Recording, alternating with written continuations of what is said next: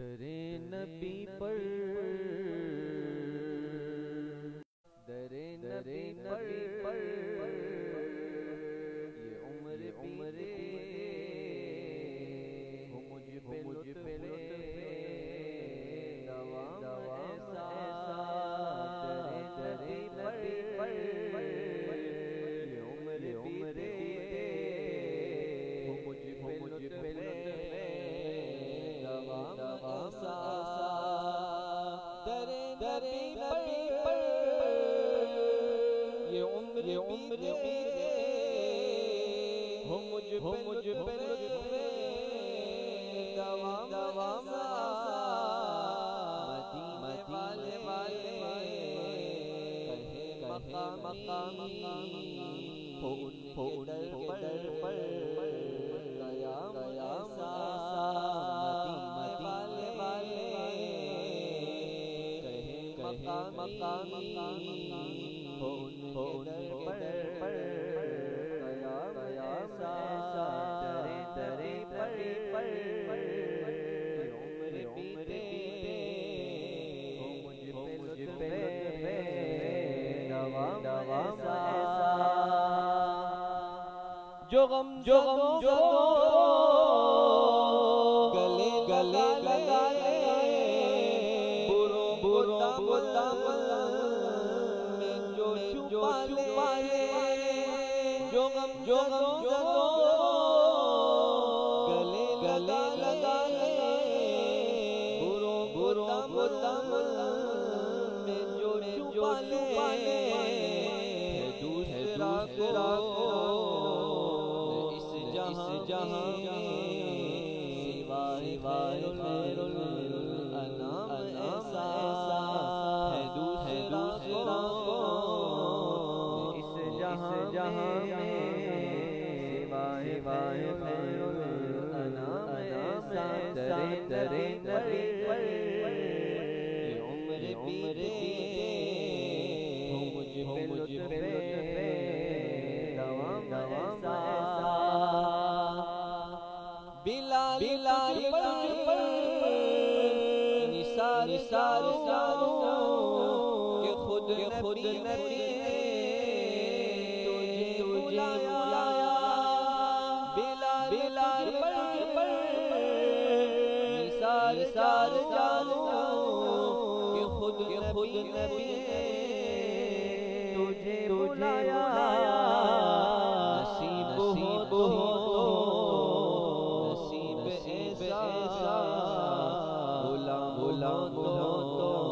غلام ایسا نصیب ہو نصیب ایسا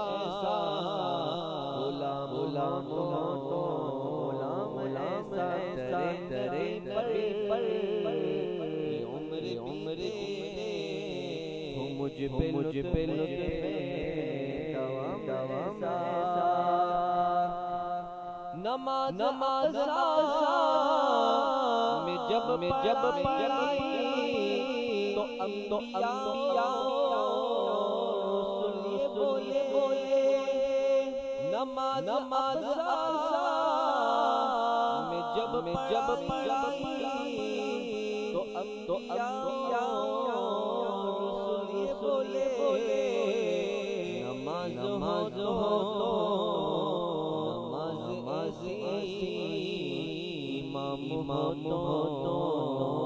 امام ایسا نماز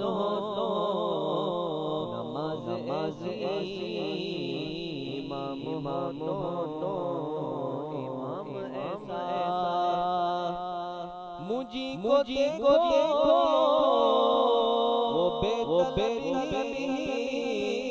نواز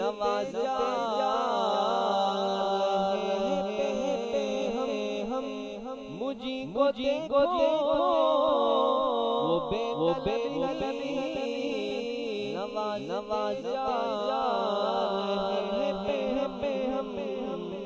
نہ میرا کوئی عمل ہے ایسا میرا کوئی ہے کام ایسا میرا کوئی عمل ہے ایسا میرا کام نبی پر یہ عمر بیتے وہ مجھ پہ لطف دوام ساتھ نبی پر یہ عمر بیتے وہ مجھ پہ لطف تمام ایسا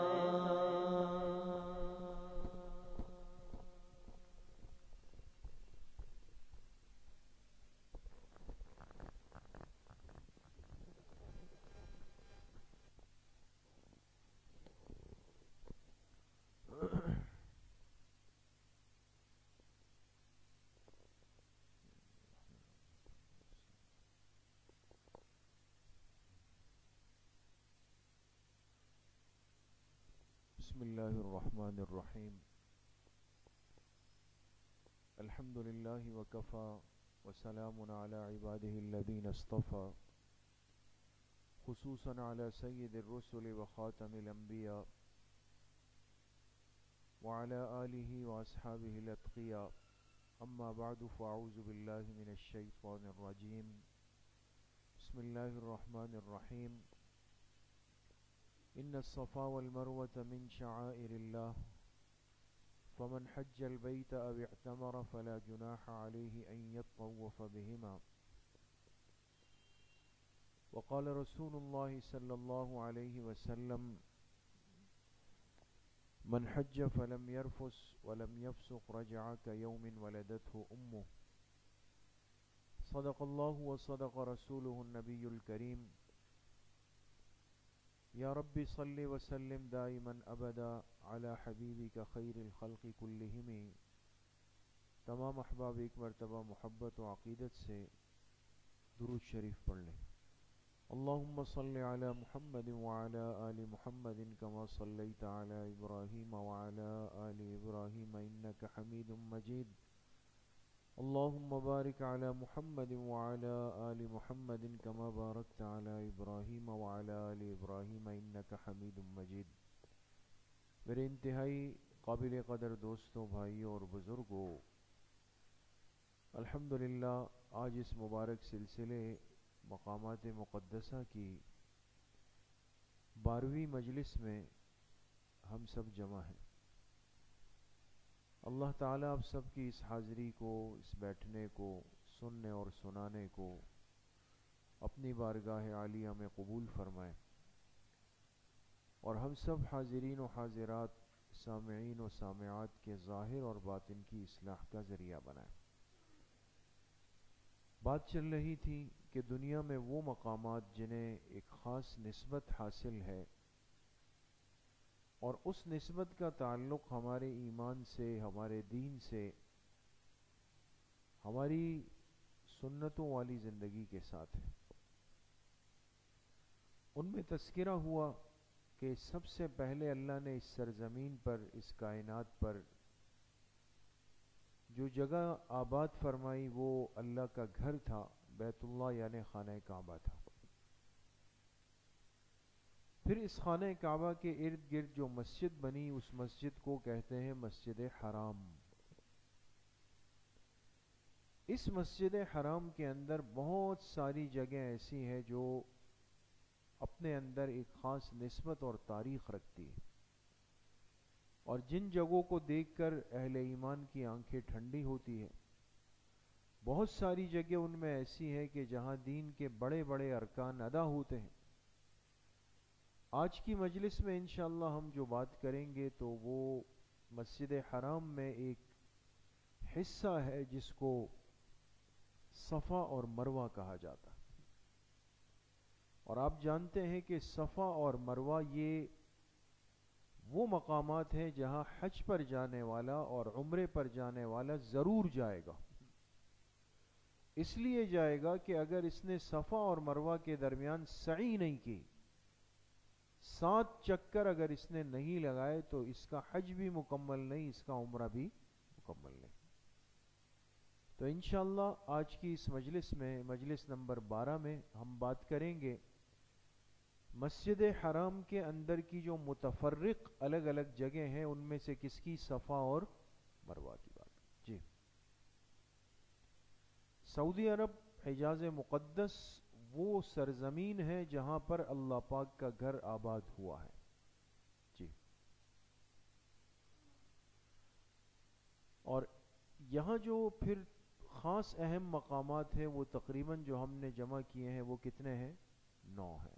ایسا نہیں کہ صرف 9 ہی ہے، 10واں نہیں ہے، یقیناً ہوں گے، ان پر بھی بات آئے گی، لیکن یہ معروف اور مشہور اور اہم جگہ. ان میں پھر سب سے پہلی جگہ مکہ مکرمہ ہے، جس پر اس وقت آپ حضرات کی مجالس چل رہی ہے. جی.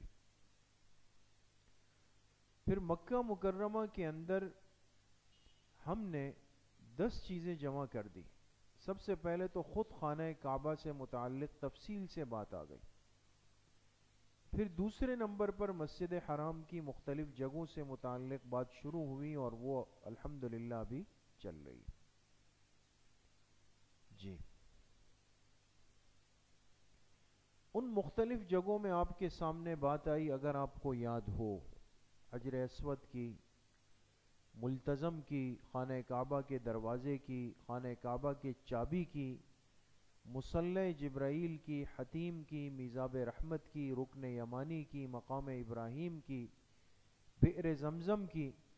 پچھلی مجلس ہماری تھی بیت ام ہانی، حضرت ام ہانی رضی اللہ عنہا کا گھر، جہاں سے آپ علیہ السلام کے سفر معراج کا آغاز ہوا. اور آج انشاءاللہ ہم بات کریں گے صفا اور مروہ کی. جی. اب صفا اور مروہ کیا ہے، اس سے مراد کیا ہے؟ خوب غور کریں گے دوستو. صفا اور مروہ سے مراد 2 پہاڑیاں ہیں. 2 پہاڑیاں ہیں جو خانہ کعبہ کے قریب مسجد حرام کے متصل ہے. قرآن کریم میں ان مقامات کا تذکرہ ہے. سورۃ البقرہ آیت نمبر 158 میں اللہ رب العزت ارشاد فرماتے ہیں، ان الصفا والمروۃ من شعائر اللہ. بے شک صفا بھی اور مروہ بھی یہ اللہ کی نشانیوں میں سے 2 نشانیاں. جی. اس کے بعد 5 باتیں ہمیں آج کی مجلس میں جاننی ہے دوستو. غور کریں گے. صفا اور مروہ کی حقیقت اور اہمیت کیا ہے؟ سعی کا حکم کیا ہے؟ سعی سمجھتے ہیں دوستو؟ سعی کے معنی عربی کا لفظ ہے، اس کے معنی آتے ہیں چلنے کے.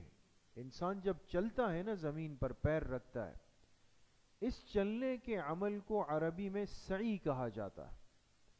اب صفا سے مروہ جائے، پھر مروہ سے صفا آئے، پھر صفا سے مروہ جائے، اس طرح کل 7 چکر لگائے جاتے ہیں دوستو. اس 7 چکروں کے پورے عمل کو کیا کہا جاتا ہے؟ سعی کہا جاتا ہے. سعی بین الصفا والمروہ. تو اس سعی کا حکم کیا ہے؟ تیسری بات، جب انسان سعی کرتا ہے صفا اور مروہ کی تو ایک حصہ بیچ میں آتا ہے جس کو کہتے ہیں میلین اخضرین. کیا کہتے ہیں دوستو؟ میلین اخضرین. یہ لفظ سمجھ لیں اچھی طرح. یہ میلین ہے، میلین اخضرین، 2 سبز رنگ کے ستون. اس کی حقیقت کیا ہے؟ چوتھی بات ہم کریں گے، صفا اور مروہ کے درمیان کتنا فاصلہ ہے؟ یہ 2 پہاڑیاں ہیں. ایک پہاڑ سے آپ چل کر دوسرے پہاڑ تک پہنچتے ہیں تو اس بیچ کا فاصلہ کتنا ہے؟ آپ کتنا چلے، کتنے قدم آپ نے لگائے ہیں؟ انشاءاللہ یہ بات بھی ہے. آخری بات یہ ہوگی کہ صفا اور مروہ جو پہاڑیاں ہیں اس کی موجودہ کیفیت کیا ہے. اور یہ یاد رکھیں، ہماری جو مجالس ہے اس وقت کی مقامات مقدسہ، اس کا جو سب سے بنیادی ایک جو کریم کہہ دے، جو خلاصہ ہے، وہ یہی ہے کہ ہم موجودہ صورتحال کو سمجھ لیں کہ اس وقت کیا ہے. اگر ہم دیکھنا چاہیں، سمجھنا چاہیں تو اس کے بارے میں کیا باتیں ہمارے سامنے. جی. یہ دیکھیں دوستو، یہ لکھا ہوا ہے بدایت الصفا، صفا سٹارٹ. یہ پہاڑیاں ہیں، آگے اس کی تصویر آ بھی جائے گی. اس طرف بھی پہاڑی ہے، دوسرے سامنے کی طرف بھی پہاڑی ہے. صفا سے سعی کا عمل شروع ہوتا ہے دوستو، یہ یاد رکھیں. کون سی پہاڑی سے؟ صفا سے شروع ہوتا ہے، اور پہلا چکر جا کے پورا ہوتا ہے کہاں پر؟ مروہ. پھر مروہ سے دوسرا چکر آپ شروع کرتے ہیں صفا پر. تو اس طرح 7 چکر لگائیں گے. تو اب آپ خود بتائیں کہ جب 7واں چکر مکمل ہوگا تو آپ صفا پہ کھڑے ہوں گے یا مروہ پہ؟ مروہ پہ کھڑے ہوں گے. جی یہ صفا ہے، اور یہ جو آگے کی طرف جہاں لوگوں کا رخ ہے یہ مروہ ہے. جی اب صفا اور مروہ کی حقیقت کیا ہے، اس کی اہمیت کیا ہے دوستو، بہت غور کیجئے گا. یہ در حقیقت 2 پہاڑوں کے نام ہیں جو خانہ کعبہ کے بالکل قریب ہے. جب حضرت اسماعیل علیہ السلام کو پیاس کی شدت ہوئی اور وہ ایڑیاں رگڑنے لگے، جب بچے تھے پیاس لگی ایڑیاں رگڑ رہے ہیں، تو آپ کی والدہ جن کا نام ہے حضرت ہاجرہ علیہ السلام، وہ بیتاب ہو کر اس طرف گئی، اس لیے کہ ماں تھی. اب بچے کو پیاس لگی ہے، کوئی انتظام کوئی صورتحال سمجھ ہی نہیں آ رہی، وہ بالکل ویران جگہ ہے، صحرا ہے. تو اب پانی کی تلاش کے لیے دوڑ کر گئی. یہ جو 2 پہاڑیاں تھی اس طرف، اور پانی کے آثار ڈھونڈنے کے لیے پہلے صفا پر چڑھ گئی. پہاڑ پہ اوپر چڑھنا ہوتا ہے نا، پہلے صفا پہ چڑھ گئی. اب کیوں چڑھی دوستو، اس میں یاد رکھیں چونکہ ہم تو شہری زندگی میں ہیں، ہمیں تو ظاہر سی بات یہ چیز اتنی سمجھ میں نہیں آئے گی، لیکن جو گاؤں دیہات بے آباد جگہ ہیں وہاں ایک مسافر آدمی یا پریشان آدمی جب پانی ڈھونڈتا ہے تو اس کے لیے ایک علامت اور نشانی یہ ہوتی ہے کہ یہ کسی اونچی جگہ پہ کھڑے ہو کر یہ دیکھے کہ آسمان سے اوپر پرندے جہاں اڑتے ہیں اوپر ہوا میں فضا میں، یہ پرندے کہاں اتر رہے ہیں، کہیں نظر آ رہے ہیں، اس لیے کہ پرندے وہیں اترتے ہیں جہاں پانی ہوتا. تو حضرت ہاجرہ علیہ السلام گئی، پہلے صفا پر چڑھ گئی. جب کچھ محسوس نہیں ہوا کہ بھئی نہیں کچھ نظر نہیں آیا، تیز قدموں کے ساتھ سامنے مروہ کی پہاڑی پر جا کر چڑھ گئی. یہ عمل 7 بار دہرایا، یعنی کتنے چکر لگائے؟ 7 چکر لگائے. اللہ تعالیٰ کو یہ ادا اس قدر پسند آئی کہ سعی بین الصفا والمروہ، بین کے معنی آتے ہیں درمیان کے، صفا اور مروہ کے درمیان کی سعی کو اللہ نے حج اور عمرے کا لازمی رکن قرار دے دیا. بات سمجھ گئے؟ تو بعض محبوب بندوں کی ادائیں اللہ کو محبوب ہو جاتی ہے دوستو. جو عمل اللہ کی محبت میں کیا جائے وہ کبھی رائے گا نہیں ہے دوستو، ضائع نہیں ہے. اللہ کو یہ ادا پسند آئی. اب قیامت تک جو کلمہ گو مسلمان حج کے لیے عمرے کے لیے جائے گا تو جب وہ طواف سے فارغ ہوگا وہ صفا اور مروہ کی سعی ضرور کرے گا. جی چلیں جی، یہ آپ دیکھ سکتے ہیں دوستو، نظر آ رہا ہے پیچھے والوں کو؟ نظر آ رہا ہے دوستو؟ یہ خانہ کعبہ کی اوپر سے ایک تصویر ہے، آپ دیکھ سکتے ہیں. یہ تو طواف کی جگہ ہے، اور یہ جو آپ کو ایک سیدھی پٹی نظر آ رہی ہے نا، یہ ایک گنبد یہ رہا، یہ کیا لکھا ہوا ہے؟ صفا. ایک گنبد یہ رہا، یہ کیا لکھا ہوا ہے؟ مروہ. حقیقت یہ ہے دوستو، ابھی آپ کے سامنے کچھ پرانی تصویریں بھی آ جائیں گی، جو ہماری فقہ کی مسائل کی کتابیں ہیں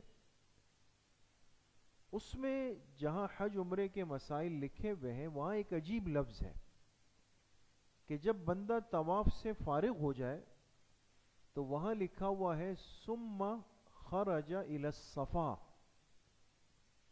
جو بندہ طواف کر لے پھر یہ کیا کر لے؟ نکل جائے. خرجہ کے معنی کیا ہے دوستو؟ نکل جائیں. کس کی طرف؟ صفا کی طرف نکل جائیں. اب دیکھیں دوستو، دماغ کو حاضر رکھیے گا. آپ نے مسجد کے اندر بیٹھ کر ارادہ کیا کہ مجھے مسجد کا نوٹس بورڈ پڑھنا ہے. آپ لوگوں نے دیکھا ہے مسجد کا نوٹس بورڈ؟ اندر ہے یا باہر ہے؟ اندر ہے نا، گیٹ سے اندر ہے نا. تو کوئی نہیں کہے گا کہ جی وہ نوٹس بورڈ دیکھنے مسجد سے باہر گئے، اندر ہے. لیکن آپ نے ہمارے فاؤنڈیشن کا آفس دیکھا ہے؟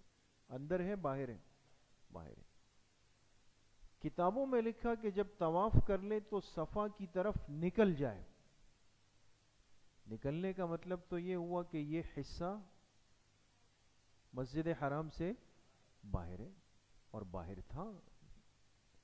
یہ تو جب جدید تعمیر ہوئی تو صفا اور مروہ کی جو پٹی تھی اس کا جو حصہ تھا اس کو مسجد حرام کے اندر شامل کر دیا گیا. ورنہ جو پرانے حضرات تھے، پرانوں سے مراد بہت پرانے بھی نہیں، جو 1950 سے پہلے کے حج عمرے پر گئے ہوئے، وہ یہ کہتے تھے کہ باقاعدہ اس بیچ کے اندر فاصلہ ہوتا تھا. فاصلہ یعنی آپ طواف کر کے نکلتے تھے، بیچ میں ایک روڈ آتا تھا، پھر صفا مروہ کے اندر آپ داخل ہوتے تھے. تو اس لیے اب دیکھیں بعد میں جب تعمیر ہوئی تو اس کو اس کے ساتھ جوڑ دیا گیا. آپ دیکھیں بالکل الگ سے ایک سیدھی پٹی آ گئی. تو یہ صفا یہاں سے عمل شروع ہوتا ہے، مروہ پہ ایک چکر، پھر مروہ سے جاتے ہیں 2 چکر، پھر 3 4 5 6 7. سمجھ میں آ گئے؟ جی جی. یہ آپ دیکھ سکتے ہیں پرانی تصویریں، آپ واضح طور پر دیکھیں گے یہ حرم کی عمارت ہے، یہ صفا مروہ اس سے الگ ہے باہر کی طرف. جی دیکھیں دوستو، یہ بالکل ایک چھپرا سا ہے، اور یہ حرم کی عمارت ہے اور یہ صفا مروہ کا حصہ ہے. دیکھیں الگ ہو جاتا ہے بالکل. جی یہاں دیکھیں کتنا واضح طور پر یہ الگ. جی بات سمجھ گئے؟ دوسری بات یہ کہ اس سعی کا حکم کیا ہے، یہ مسئلہ بھی سمجھ لیں. حج عمرے پر جانے والے حضرات اللہ سب کو حاضری بار بار نصیب فرمائیں. مسئلہ بھی سمجھ لیں اس ضمن میں. سعی کا حکم کیا ہے؟ فرماتے حج اور عمرہ کرنے والا حاجی یا معتمر، حاجی کہتے ہیں جو حج کے لیے گیا، اور معتمر جو عمرے کے لیے، جب طواف سے فارغ ہو جائے تو اس پر واجب ہے کہ وہ صفا اور مروہ کی سعی کرے گا، یعنی 7 چکر لگائے گا جو صفا سے شروع ہوں گے اور مروہ پہ ختم ہوں گے. بات سمجھ گئے؟ تو سعی کا حکم کیا سامنے آیا دوستو کہ سعی کیا ہے؟ واجب ہے. اور آپ جانتے ہیں کہ واجب اگر رہ جائے حج اور عمرے میں، حج عمرے میں اگر واجب رہ جائے تو اس کی تلافی کے لیے کیا کرنا ہے؟ دم دینا پڑے گا. دم، ایک بکرا یا دمبا، وہ حدود حرم میں ذبح ہو کر وہاں کے غربا میں تقسیم ہوگا. اور اگر حج عمرے میں فرض رہ جائے تو پھر دوبارہ کرنا، وہ عمل ہوا ہی نہیں ہے دوست. سمجھ میں آ گیا؟ تو سعی واجب ہے دوست. جی یہ آپ دیکھ سکتے ہیں دوستو، اس میں بس سیدھا جانا ہے، سیدھا آنا ہے. طواف میں گول گول چکر ہے نا، سعی کے اندر سیدھا آنا جانے کا معاملہ ہے دوستو. جی تیسری بات یہ ہے کہ میلین اخضرین کی حقیقت کیا ہے دوستو. میں آپ ساتھیوں سے یہ بھی عرض کروں گا کہ جو الفاظ آتے ہیں نا، الفاظ ہمارے شریعت کے اور دین کے اور مسائل کے، ان الفاظ کو بھی صحیح سیکھا کریں. غلط بولنا بہت عیب ہوتا ہے. آج دیکھیں نا بہت ساری چیزیں ہوتی ہیں وہ زبان پہ بس چڑھ جاتی ہے.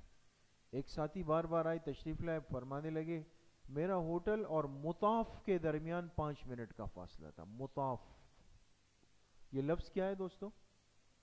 مطاف ہے، میم پہ زبر ہے دوستو، میم پر پیش نہیں ہے. تو اب اس طرح بے دھڑک جو زبان پر ہے وہ بول دیا تو انسان اچھا نہیں لگتا.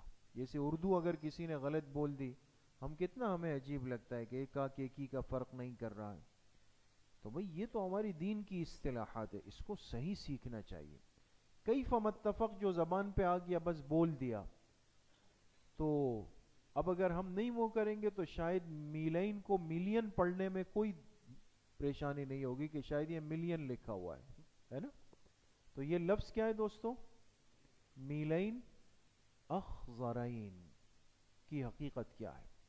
دیکھیں دوستو، اس سعی کے عمل میں آتے جاتے درمیان میں ایک حصہ ایسا آتا ہے جس میں سعی کرنے والے مرد، یہ لفظ مرد اس لیے لکھا کہ اس میں اب عورت شامل نہیں ہوگی.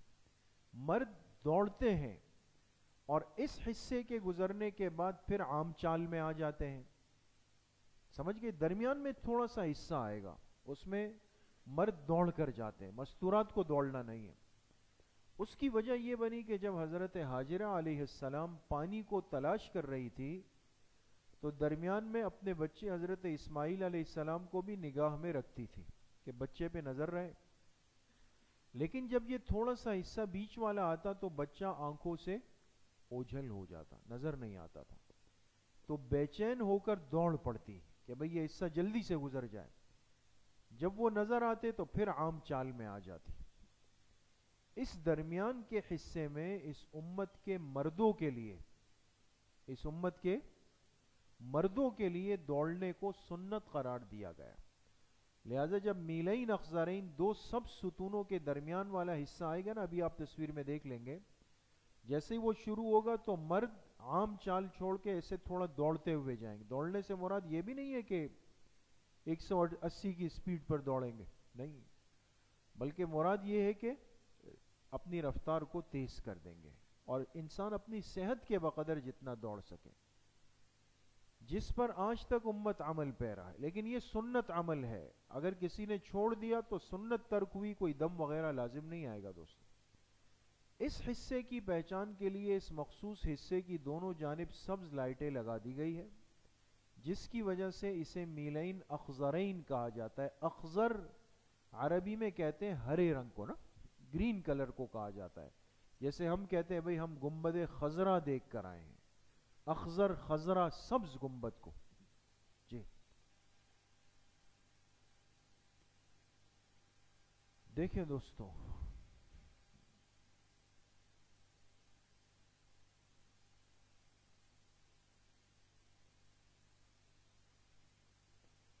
اب دیکھیں دوستو, یہ سعی کی جگہ ہے نا, یہ جو آپ کو جتنا گرین کلر کا حصہ نظر آ رہا ہے نا, یہاں سے لے کر کے یہاں تک, یہ درمیان میں یہ گرین ہے, باقی نارمل گرین نہیں. اس درمیان والے حصے میں کیا کرنا ہوتا ہے, دوڑ کے جانا ہوتا ہے, اور اس حصے کو کیا کہتے ہیں دوستو, میلین اخضرین کہتے ہیں. جی دیکھیں دوستو, یہ اس طرح کی سبز لائٹیں لگی ہوئی ہیں یہاں سے لے کر کے وہاں کنارے تک. جی یہاں دیکھیں بالکل واضح, یہ اس کا آغاز ہے گرین لائٹوں کا. اس تک پہنچنے سے پہلے آپ نارمل جا رہے ہوں گے.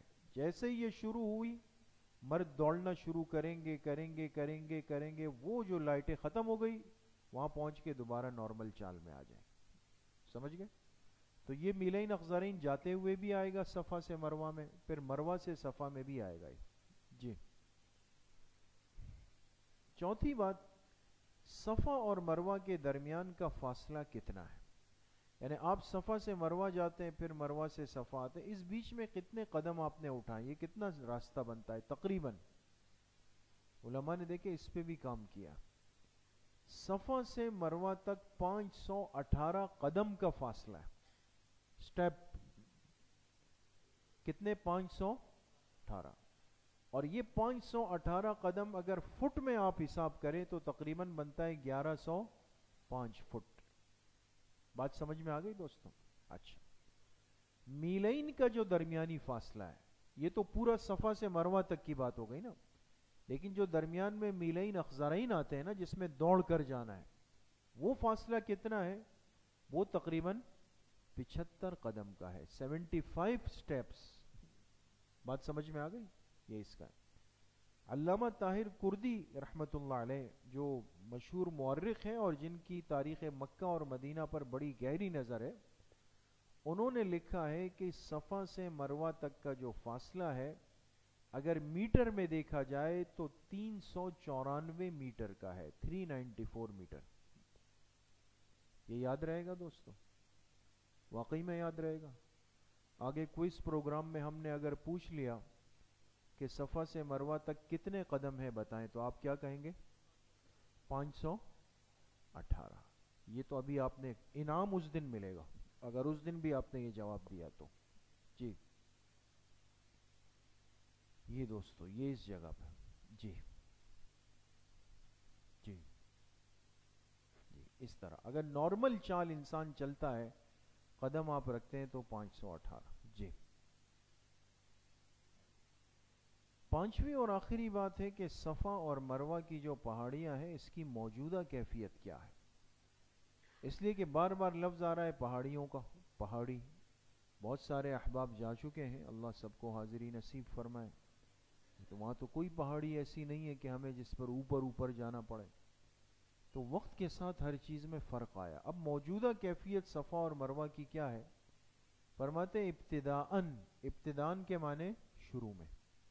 یہ پہاڑیاں کافی بلند تھیں، مگر حرم شریف کو سیلابی پانی اور دیگر حوادثات سے محفوظ رکھنے کے لیے جس قدر بلند کیا جاتا رہا، یہ تو ہر آدمی کرتا ہے نا. آپ دیکھیں ہمارے گھر ہوتے ہیں زمین کے، کچھ عرصے کے بعد ہمیں لگتا ہے وہ بارش کا پانی اندر آ رہا ہے نا، تو ہم کیا کرتے ہیں، گھر کی نیچے سے بھرائی کرتے ہیں، گھر اوپر پھر اور اوپر، تاکہ گلی نیچے رہ جائے گھر اوپر ہو جائے.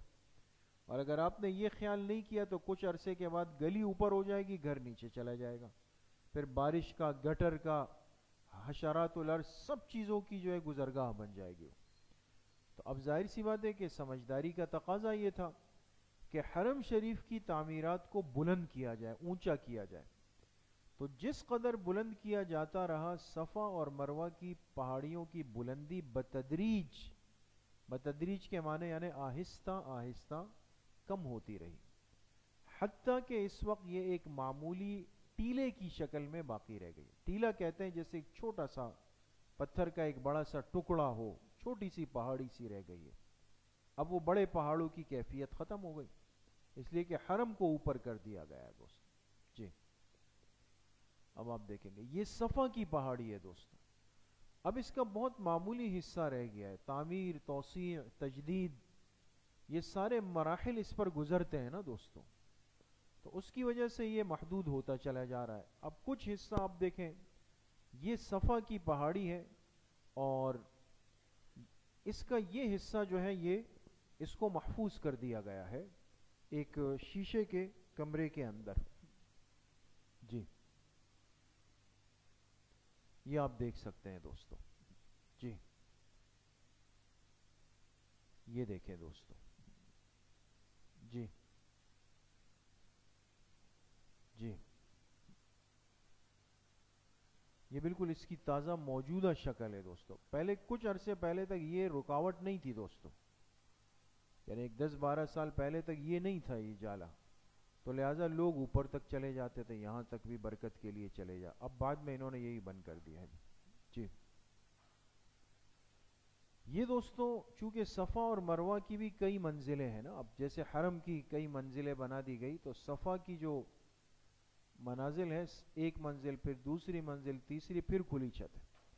اگر آپ اوپر کی منزل سے صفا مروہ کی سعی کریں تو آپ کو گول دائرے سے آپ دیکھیں گے تو آپ کو نیچے پہاڑی تھوڑی سی نظر آئے گی اس طرح اوپر سے. یہ دیکھیں بالکل نمایاں، یہ اوپر سے آپ دیکھ رہے ہیں تو یہ پہاڑی اس کیفیت کے اندر ہے، یعنی اتنی نیچے رہ گئی ہے دوستو. جی اچھا صفا پہاڑی تو پھر بھی کسی نہ کسی درجے میں کچھ نہ کچھ ہے، مروہ تو بالکل ایسا ہے کہ اس حالت میں ہے دوستو. بس زمین کے ساتھ اس کا تھوڑا سا حصہ جو ہے نا وہ محسوس ہوتا ہے کہ یہاں پہاڑی تھی. دیکھیں آپ، یہ دیکھیں یہ اس کی موجودہ کیفیت ہے دوستو کہ زمین کے ساتھ اس کا کچھ پہاڑ کا ٹکڑا سا نظر آتا ہے، محسوس ہوتا ہے. یہ دیکھیں دوستو اس حالت کے اندر بات سمجھ. اب یہاں بھی انہوں نے رکاوٹ بنا کر کے یہ جگہ بھی اس وقت آپ کو تصویر میں کھلی نظر آ رہی ہے، اس کو بھی بند کر دیا یہاں پر. بہرحال پھر بھی غنیمت ہے، کچھ نہ کچھ حصہ ان پہاڑیوں کا باقی ہے، انسان اس کو دیکھ سکتا ہے. اور بلا شک و شبہ اس پہ کتنے انبیاء کے قدم پڑے ہیں، اور خود امام الانبیاء محبوب کائنات جناب رسول اللہ صلی اللہ علیہ وسلم کے قدمین بھی اور آپ کی نظریں بھی اس پر پڑی ہے یقیناً. تو بڑی بابرکت جگہ ہے. جی ختم دوستو، آج کی مجلس ختم. انشاءاللہ آئندہ جو مجلس ہوگی اس میں ہم بات کریں گے مسجد حرام کی ایک اور اہم جگہ ہے جس کو کہتے ہیں دار ارقم. کیا کہتے ہیں دوستو؟ دار ارقم. ارقم ایک صحابی کا نام ہے، حضرت ارقم رضی اللہ عنہ. یہ ایک نوجوان صحابی تھے اور ان کا گھر بالکل صفا کے قریب تھا. تو انشاءاللہ اس سے متعلق بات آئندہ کی مجلس میں ہوگی. اللہ کریم مجھے بھی آپ سب کو صحیح عمل کی توفیق نصیب فرمائے. وآخر دعوانا ان الحمدللہ رب العالمین. الحمد لله رب العالمين والصلاة والسلام على سيد الأنبياء والمرسلين سيدنا ومولانا محمد وآله وصحبه أجمعين. اللهم انفعنا بما علمتنا وعلمنا ما ينفعنا وزدنا علما. اللهم احسن عاقبتنا في الأمور كلها وأجرنا من خزي الدنيا وعذاب الآخرة. ربنا لا تزغ قلوبنا بعد إذ هديتنا وهب لنا من لدنك رحمة إنك أنت الوهاب. وصلى الله وسلم على نبينا محمد وآله وصحبه أجمعين برحمته. السلام عليكم.